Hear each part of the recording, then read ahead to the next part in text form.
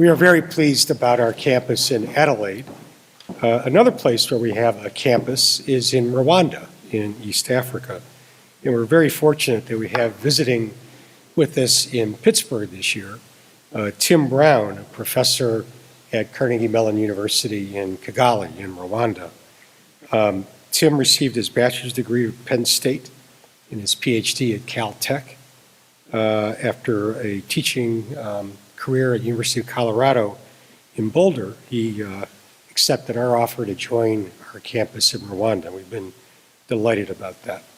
I just want to say that what is a great indication of the thriving center we have in Rwanda. One of our faculty members, one of Tim's colleagues here in EPP, Paulina Hiramilo, will be spending next year in Rwanda. So we have a real sort of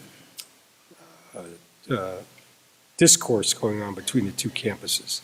Tim has agreed to talk to us about Rwanda and energy policy. And Tim, feel free to make this as interactive as you like. It's a big room, but not a huge audience. I give it to you. Please welcome Dr. Tim Brown.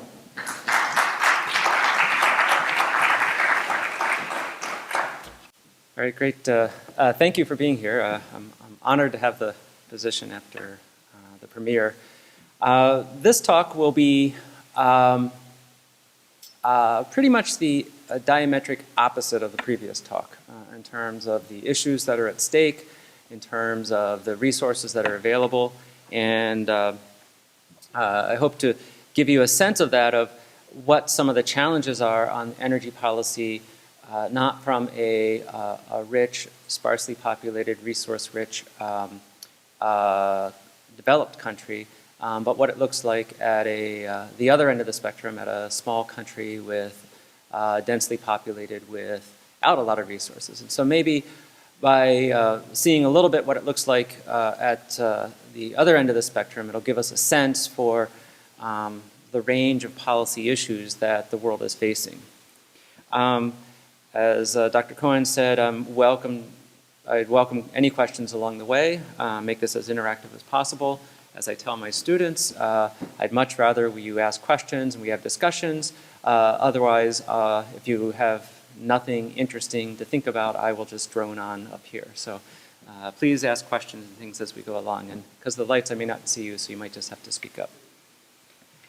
So we're talking about Rwanda. It's a country in East Africa. And unlike South Australia, which is 8 times bigger than Pennsylvania, as you can see here, this is the outline of Pennsylvania. Rwanda fits very easily inside of Pennsylvania. It's a small country in East Africa. Just to give you a sense of some of the economics and population issues, this chart here shows you that Rwanda is 12 million people, about 10 times what's 5 times what's in South Australia.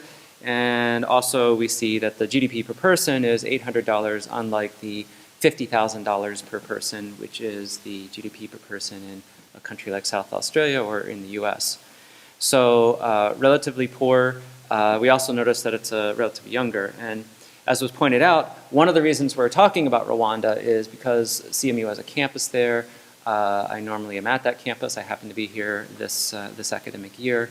And so we have a thriving campus offering master's degrees in electrical engineering and in information technology. So energy and development. So I think, as everybody here in the room is well aware, that countries with more energy are more developed, or vice versa. So there is a strong correlation between energy use and level of economic development. And so we can see here Australia, which is here, similar to the US, very high energy user, and Rwanda is down here, okay, on the other end of here. So we're clearly at the other end of the spectrum in terms of economic development and energy use. Now, just to spend a minute talking about the US, so if we look at the US, U.S. uses approximately 250 kilowatt hours per person per day of total energy use. And if we look at what the breakdown of that is, there's King Kong, coal, oil, natural gas, right, which dominates our energy use. We note that the U.S. compared to typical European countries uses almost twice as much energy per person per day. And if you look at developing countries like China or Brazil or India, we're using, we compare to 45, so maybe 5 to 7 times more. And down here in the lower right, we have Rwanda, which is about 10 kilowatt hours per person per day. Okay, so clearly the U.S. Uses a lot more energy. And the main energy issue is exactly what we heard in the previous talk. It's issues about trying to get off of coal, oil, and natural gas for there's energy security, there's the issue of global warming, and so we would like to move from these carbon-based to alternative-based forms of energy. Now, as far as renewables go, so one thing you should really understand about renewables, the number one resource you need for renewables is land, okay? We don't really think about it. Well, it's pretty obvious with things like solar, you need a lot of land to put down the solar panels. If you're talking about biofuels, you're talking about you need a lot of land to grow them. But even wind, you need a lot of land because you can't put the turbines one right next to each other. They need to be spaced out. So you need a lot of land for the wind turbines too. And so with this, this cartoon suggests here that either by putting a nice strip of wind turbines across the plains, or picking a bunch of central states here and just doing nothing but growing biofuels, or going to Arizona and grabbing a big chunk of Arizona and using it for solar, any one of these solutions would solve all of our energy needs, okay? Now, the big challenge in all this is, of course, that these don't provide the nice, steady power, keep the lights on kind of energy that we like to get. But the U.S. has choices, right? So we have a lot of opportunities here. Okay? Now, let's compare this to Rwanda. So Rwanda is no Kong. There's no coal, there's no oil, there's no natural gas. Well, I'll mention natural gas in a little bit, but at this point, they're not using any coal, oil, or natural gas. If we look at the breakdown of how they get their energy, they import oil for a lot of their transportation, as well as a lot of their electricity. A lot of their electricity is produced by diesel generators, which of course is one of the most expensive ways to generate. And it's made further expensive because, as we see the little red dot here, that's Rwanda. Rwanda is a landlocked country at more than 1,000 meters above sea level. So transport is all overland by truck. There's no rail transport directly to Rwanda. And so trucking fuel to there is a very expensive proposition. So it's not going to import its way out of the fuel crisis by importing these expensive fuels. It has no specific coal, oil, or traditional natural gas reserves. So what it depends on, what's king in Rwanda is biomass. Okay? And what that means is a lot of the energy that's used is charcoal and wood, and for that matter, when you're down at this level, you even have to account for the fact that food is one of the energy sources, right? And so food is actually a significant component of their overall production. That isn't to say that they don't have hydro and so on. They do have hydro in these kind of projects, but really, if we look at the overall energy structure in Rwanda, biomass is king. Now you could say, so why don't we do like the US, where we just devote a bunch of states to growing biomass and raise our energy that way? Maybe that's a way to go.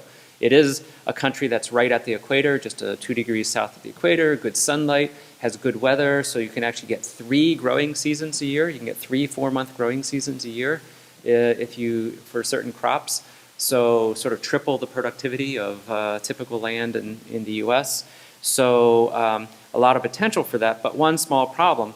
Rwanda is one of the most densely populated countries in Africa.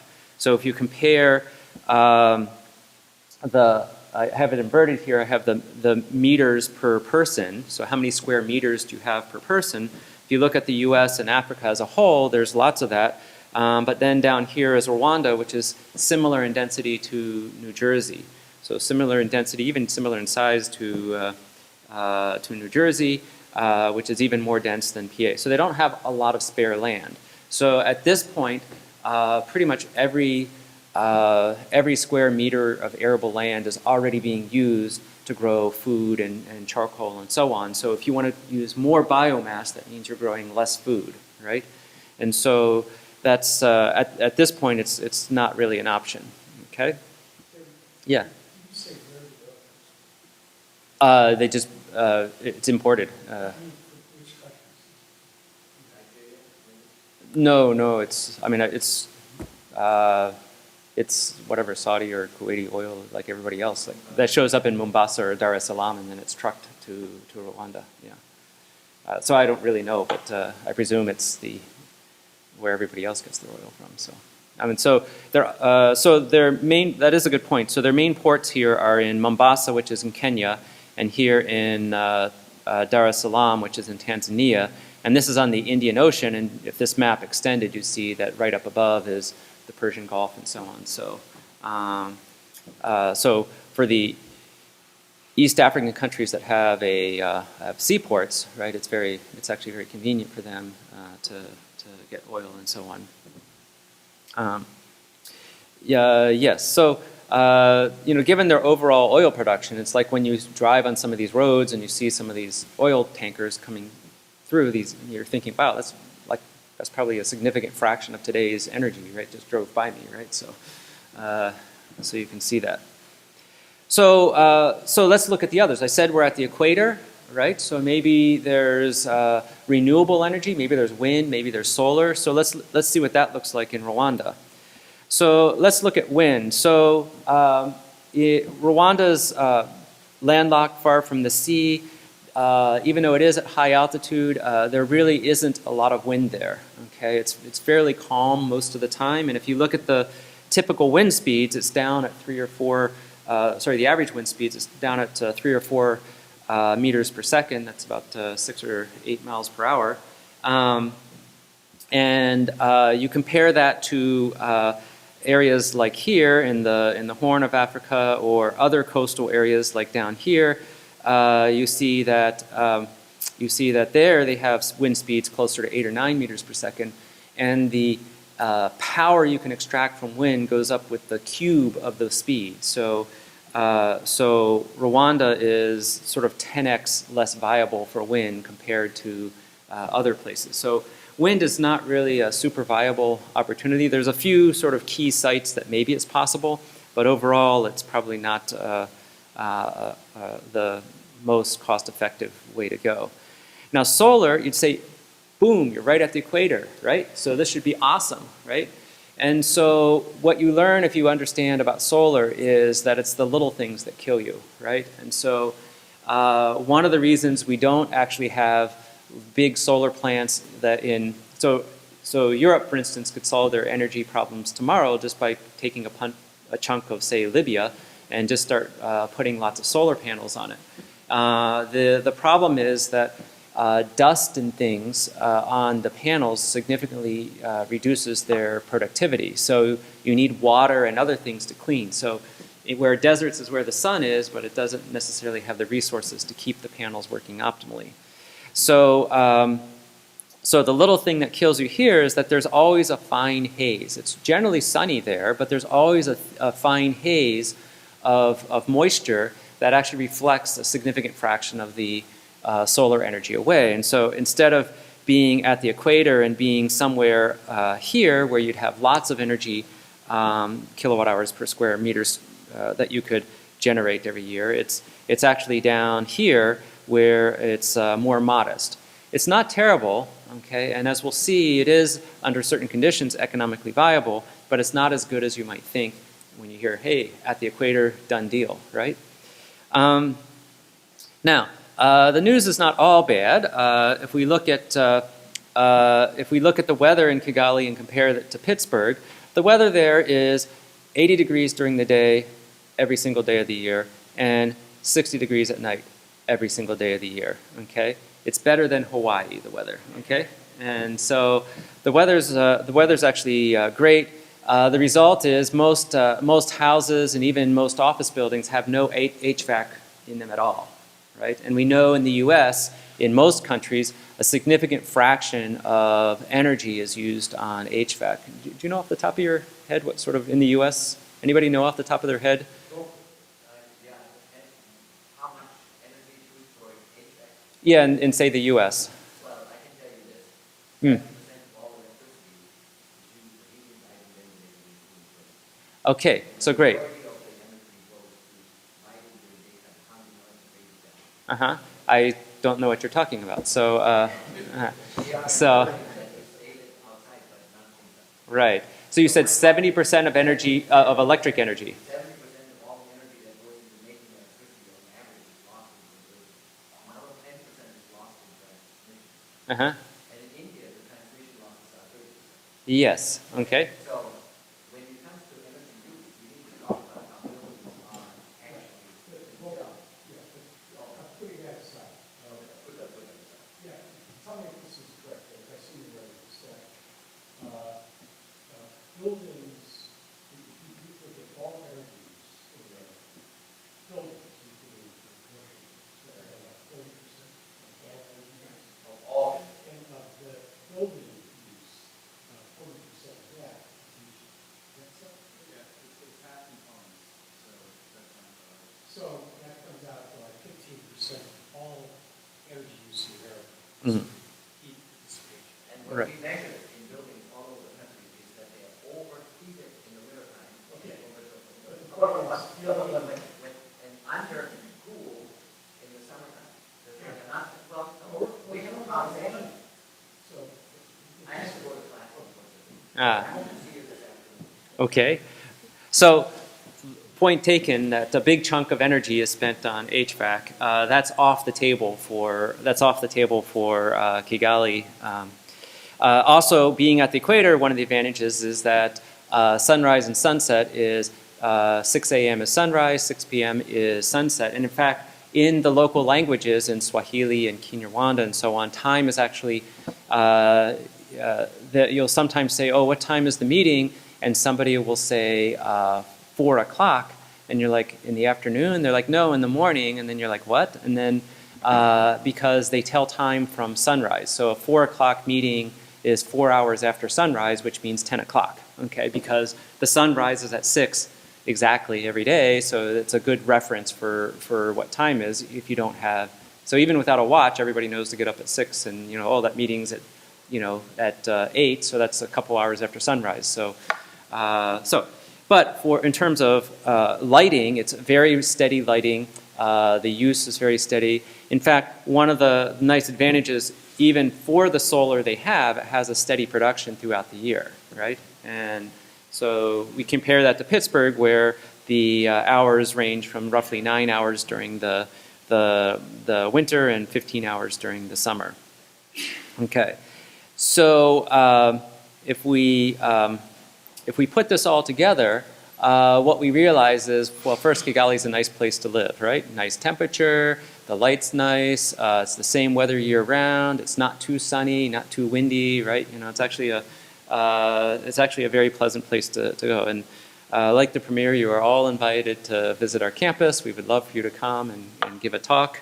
It's probably, we'd have to see whether we're closer than South Australia, but what's that? Okay, good. Right. So we're even closer. So, as my dad once made the mistake, he was in Perth and he said, "Well, how far could South Africa be?" And so he scheduled a trip, and it was like, I don't know, a 15-hour flight or something. So in terms of addressing policy, of course, there's the three basic areas in energy, three traditional areas. There's generation, transmission, and distribution. So let's see what Rwanda does with this. Okay. So electricity today is roughly 160 megawatts of production capability. Now this is sort of nameplate newspaper, so it's hard to say sort of what is actual. All I know is in 2013 when I arrived, it was roughly half that. 80 megawatts, actually 78 megawatts at the time. So they've been trying to grow this, and they want to continue to grow. Okay, because if you look here, in the U.S. we used about 40 kilowatt hours per person per day of electricity, and in Rwanda that's 0.2 kilowatt hours of electricity, right? So significantly less electricity, hundreds of times less electricity than in the U.S. And so they want to grow this. So, you know, you might imagine some path where they're trying to grow their electricity use from 0.2 to a 10x of, you know, 2 kilowatt hours per person a day, maybe going up to 4 kilowatt hours per person per day. And how can they, you know, hope to do that? They have a diverse set of resources which they hope to draw on. So first, many of you know that Rwanda is known as the land of 1,000 hills, or in French, the Mille Collines. And so, lots of hills, lots of streams and rivers that can be tapped. Now, the flip side of 1,000 hills is that many of the streams are actually quite small. Okay, and so most of the hydro projects are actually micro hydro type projects, under 1 megawatt. But there's a lot of them, okay, and collectively they think that this adds up to, you know, hundreds of megawatts. They're on the African Rift, runs along its western border. It's a string of mountains. It's more or less where each side of Africa is pushing up against each other. So just over the border, for instance, there's volcanoes and in other countries on that border, Rwanda. So they have geothermal, okay, or you would think, right? And so one of the hopes is that they can drill for this geothermal and generate geothermal. I was hedging on the natural gas. There's a lake, Lake Kivu, on the western border. Then it's a very deep lake, 300 meters deep, and at the bottom there has been over the millennia seepage of methane, but the pressure is so high from the 300 meters, 1,000 feet of water, that it's all trapped at the bottom of the lake. And so they've already done a demonstration project where they've gone down and started drawing some of this methane off, and they've been doing this for 5 or 6 years now, where all the beer in Rwanda is brewed using methane from the bottom of Lake Kivu, okay? And so they want to scale this up, though, to significant electricity production. How much methane is down there? 56 trillion cubic meters of methane, okay? So if they could tap all of that, it would be enough for a few kilowatt hours electricity per person per day for the next like 50 years, okay? So it is actually a pretty significant source. They also have a modest hopes in solar, and then another big possibility is peat.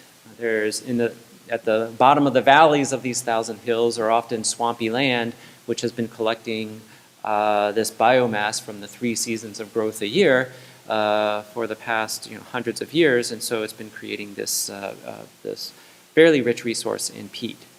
Now, this was their hope. They have a 7-year plan.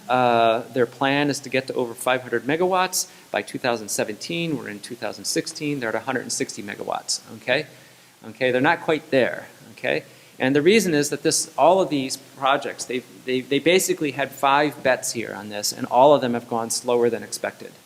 Okay, so interestingly, from a policy perspective, they said, well, what's the easiest source of power that you can get? What's the absolute easiest source of power you can get? Right? Conservation, right? Okay. So what we sometimes call negawatts, right? Okay. By just turning things off, right? And so they did a very aggressive deployment of compact fluorescent light bulbs, CFLs, throughout the country. And in fact, I've never seen anything but CFLs there.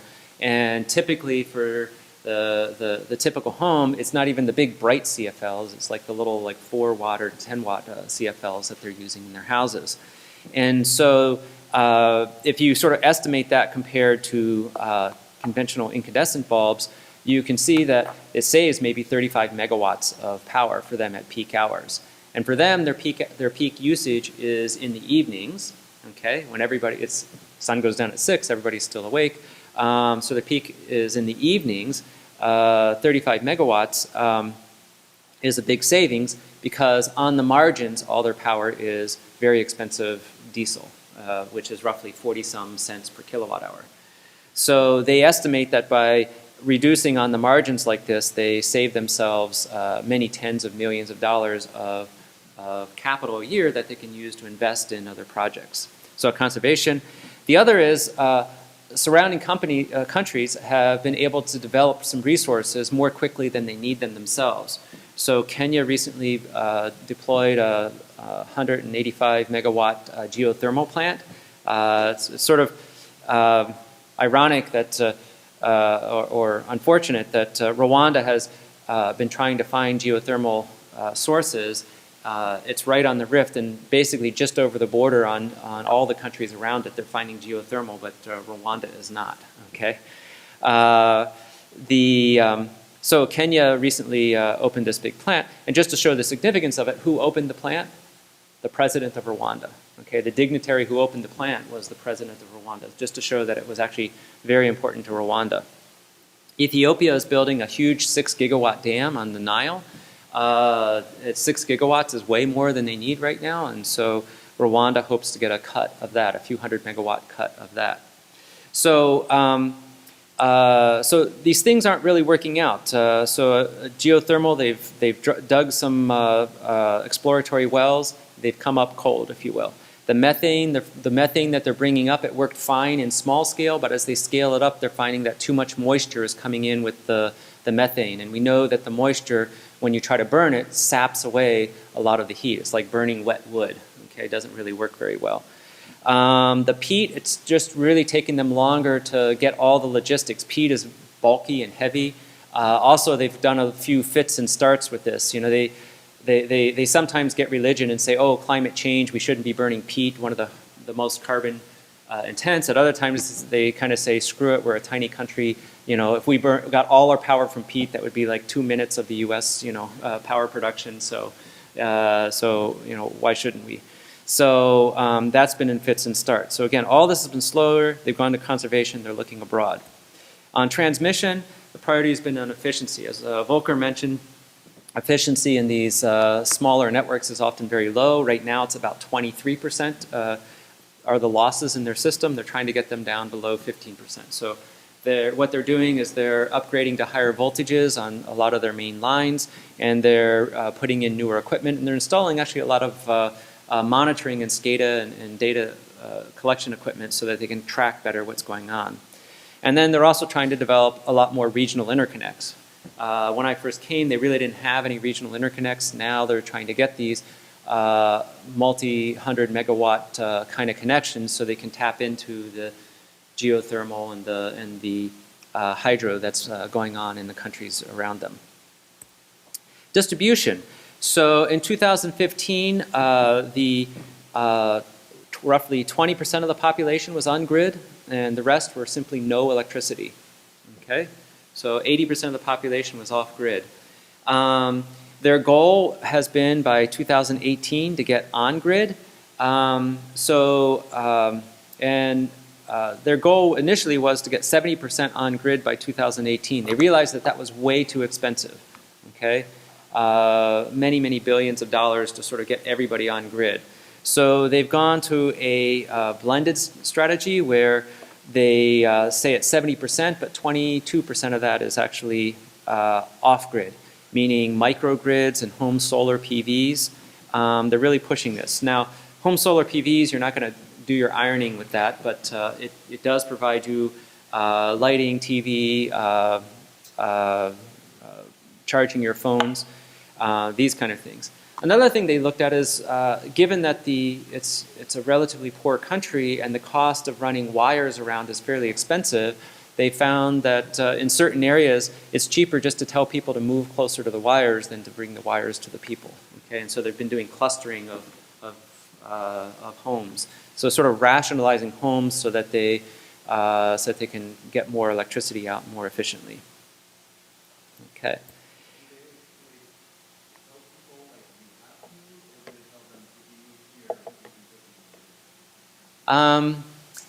They tell them in Kinyarwanda, so I don't know what they say. But I'm sure they smile and say it nicely. Okay, whatever it is. Okay. No, but I think it's a process of encouraging people, and generally, just because of the history of Rwanda, there's been a lot of displaced people, anyways. So a lot of people are living in lands that they only recently moved there. So it's not like, oh, I've been living here for generations, and this has been my plot of land, and my father's plot of land, my grandfather's plot of land. Many of them arrived in the past 10 years or so on. So it's not like they're, deeply attached to the specific location where their home is. So, Rwanda's policies. They try to address the fundamentals. So they don't have the money to fully develop any of these from the government's perspective, but they do have some money, and so they try to do some risk mitigation investments.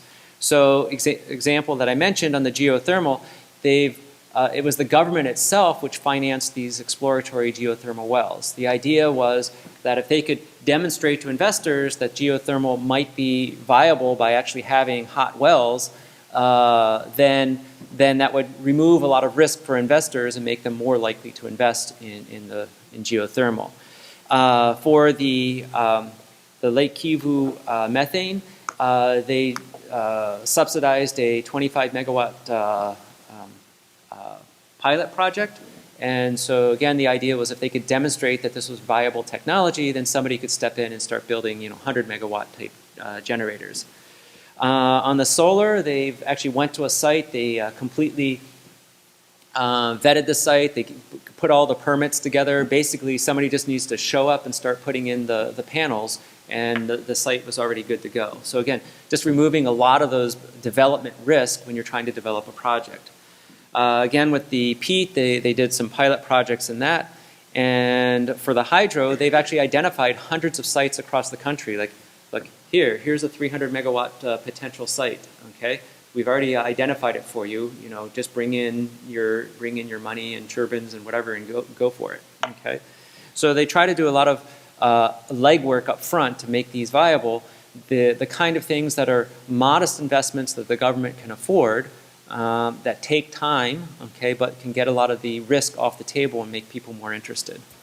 The next thing is that the price of electricity in Rwanda is some of the most expensive electricity in the world. It's 27 cents per kilowatt hour.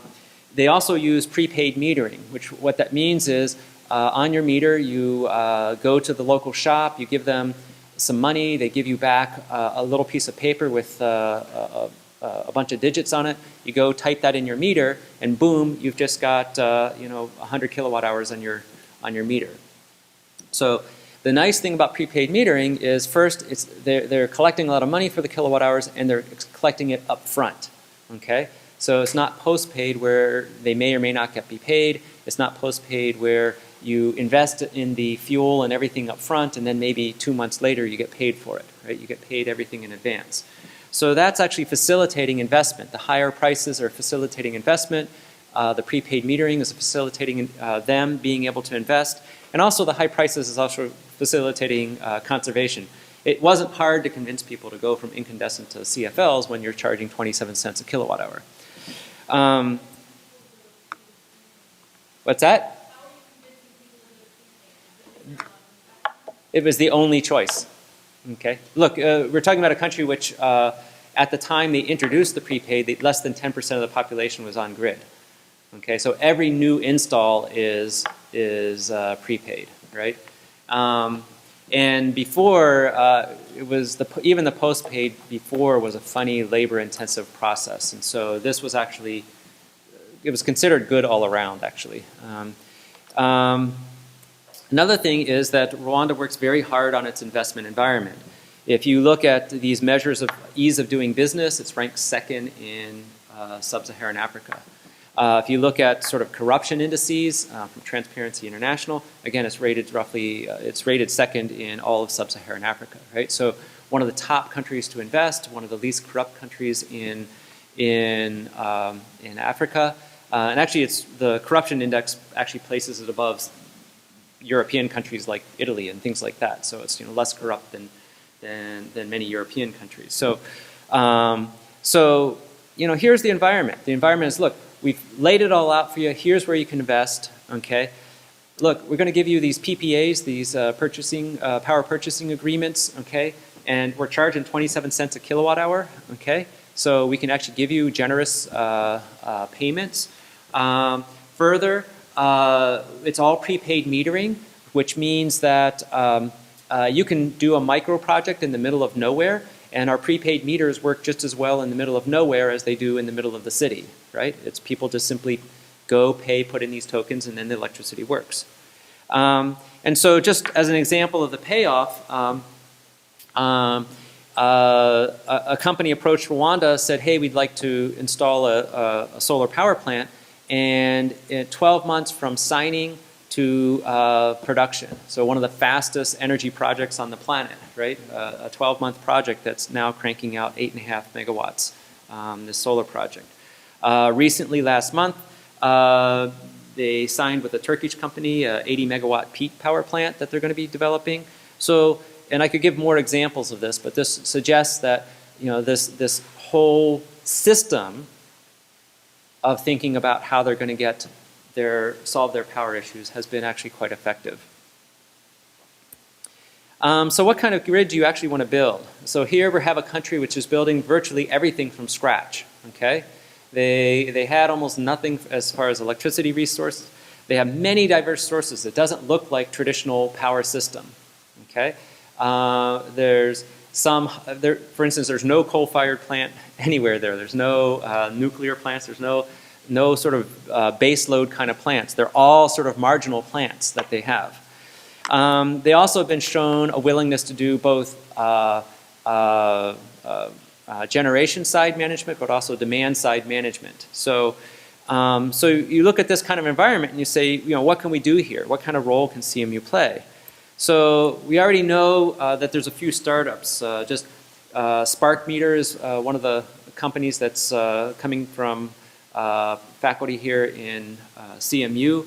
It's a kind of a smart metering approach that allows you to charge people like time of day, and allows you to have a microgrid and manage the resources dynamically and in a way that sort of satisfies the customers while works with the limited resources you have within your microgrid. We also have people working on storage. That's another technology which could play a role.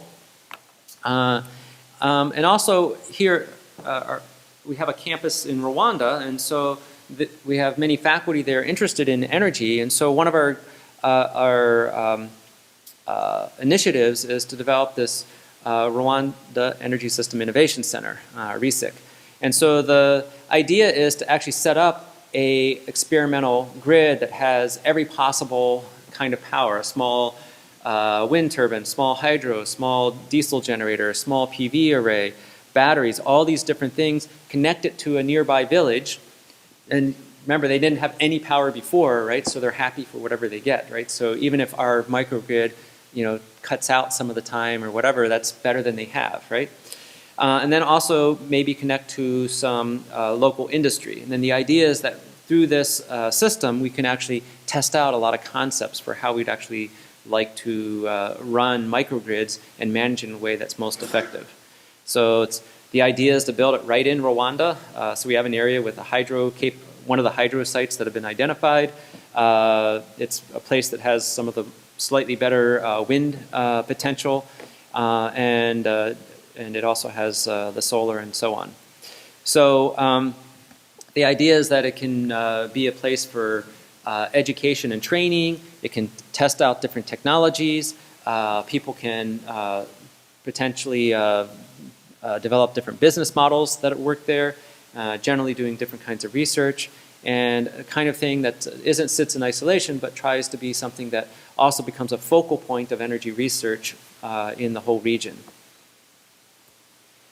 So in conclusion, we're talking about Rwanda, and it's not rich in resources, it's not rich in land, and it's not rich in absolute capital.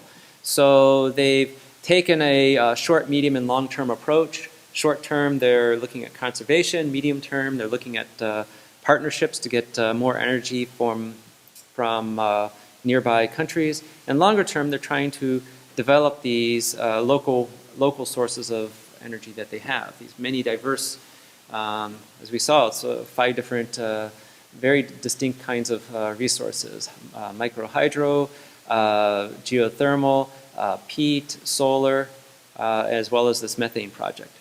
The other thing is this is a country where most of the people are off grid right now.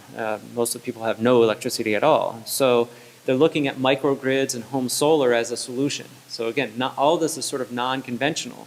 And so this is an interesting area where we can maybe do some interesting research. We can also apply some interesting technologies that are spinning out of the work we're doing here at CMU. So thank you.